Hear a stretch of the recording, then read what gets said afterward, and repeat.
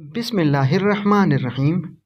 تقریب نکاح جاری تھی۔ نکاح خوان نے دولہا سے اس کا نام پوچھ کر لکھا اور پھر اس کے والد کا نام پوچھا۔ دولہا اس سوال سے گھبرا گیا اور نکاح خوان سے کہا کہ ہم صرف دو ہیں، ماں اور بیٹا۔ میں نے کبھی اپنی والدہ سے اپنے والد کا نام پوچھا ہی نہیں، لہٰذا میں اپنی والدہ سے پوچھ کر آتا ہوں۔ دولہا یہ کہہ کر گھر چلا گیا۔ محفل میں موجود لوگوں میں سے کسی کو بھی اس کے والد کا نام معلوم نہ تھا۔ گھر میں داخل ہو کر اس نے والدہ سے اپنے والد کا نام پوچھا۔ والدہ بھی گھبرا گئی اور گمسم خاموش۔ دولہا نے کئی بار اپنی والدہ سے پوچھا اور آخر کار شدید طیش میں آ گیا اور غصے میں اپنی ماں سے نہ جانے کیا کیا بکتا رہا۔ گھر میں جمع تمام عورتیں بھی خاموشی سے ماں بیٹے کا مکالمہ سنتی رہی اور حیران تھی کہ آج تک یہ سوال کرنے کا خیال ہمیں کیوں نہیں آیا، جبکہ ماں بیٹے کی زندگی اسی محلے میں گزری ہے۔ یہ چھوٹا سا تھا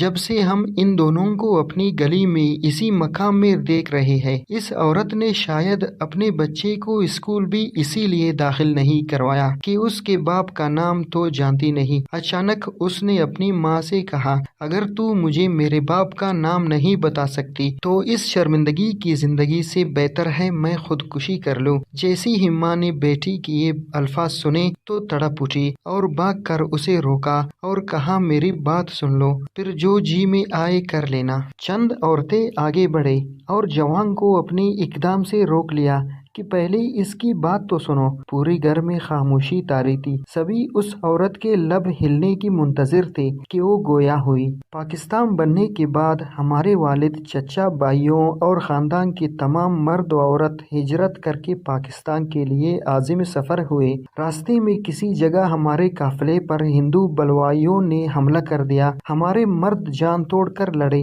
لیکن ان کی تعداد اور اسلحہ کی وجہ سے ہماری حفاظت نہ کر سکے اور سب شہید ہو گئے۔ لڑائی کے دوران میرے والد نے رات کے اندھیرے کا فائدہ اٹھا کر ہم عورتوں کو نکالنا چاہا، لیکن میرے علاوہ کسی کو بھی بچانے میں کامیاب نہ ہو سکے۔ میرے خاندان کی باقی عورتوں کا کیا حال ہوا میں نہیں جانتی۔ مردوں اور عورتوں میں سے کوئی زندہ بچا بھی یا نہیں، مجھے کچھ نہیں پتا۔ وہاں سے بھاگنے کے بعد میں انتہائی خوفزدہ حالت میں دن تو چھپ کر گزار دیتی اور رات کو اللہ کا نام لے کر اس راستے پر چل پڑتی جو روانگی سے پہلے ہمارے مرد حضرات آپس میں تذکرہ کرتے رہتے تھے۔ ایک رات دوران سفر میں نے کسی جگہ پہ ایک بچے کی رونے کی آواز سنی۔ آگے جا کر دیکھا تو کئی لاشوں کے درمیان ایک شیرخوار بچہ پڑا ہوا تھا۔ میں نے اسے اٹھا لیا، سینے سے لگائے سفر کرتی آخر کار پاکستان پہنچ گئی۔ مہاجر کیمپوں میں کسی جگہ بھی مجھے اپنے خاندان کا کوئی فرد نظر نہ آیا اور یوں میری دنیا صرف میرے اور اس بچے تک محدود رہ گئی۔ میری عمر کم تھی